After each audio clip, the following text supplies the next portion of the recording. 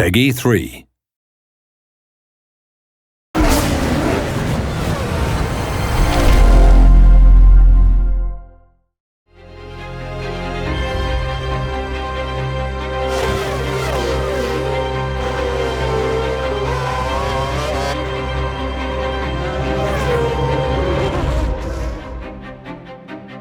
As people get more and more accustomed to Formula One, they want to notch it up. Every year we're learning something new, every year we're pushing to improve that experience.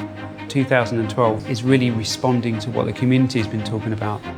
Some of the feedback we had suggested that people only picked up F1 and put it in their machines when they had a solid couple of hours to play. So we wanted to come up with some new game modes, some new challenges that people can put on when they haven't got quite so much time to spend.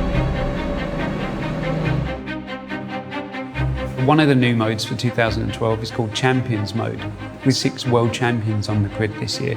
We thought it'd be interesting if we made a scenario mode about trying to beat each of those champions across progressively difficult challenges. So it's really based around 3, 4, 5 laps of just intense driving. The race is in progress. Can you overtake and defeat this champion driver? This is about trying to replicate that career experience that you had over a number of seasons in our previous games into a kind of condensed format. It's a 10-race season and it's a little bit more sort of arcade-based, so you sort of challenge rival drivers, and if you defeat them a couple of times then you steal their seat and you progress up through the grid.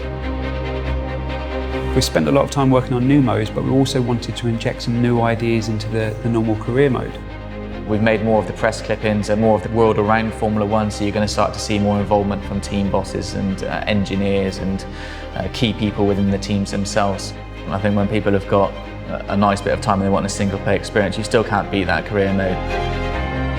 Multiplayer is a huge part of racing games, of the racing experience, that sort of will to compete against other drivers. So we've got lots of different game modes to cater for how much time you've got to race online. I think with Formula One people like the thought of qualifying and getting the grid and that sort of pressure of that environment. So we've introduced one-shot qualifying rather than one 10-minute session or 3 knockout phases. It's, you know, what can you do in one lap? That one lap's going to determine your grid position. So that adds a lot of pressure. 2012 really is something completely unique. This is about playing Formula One your own way.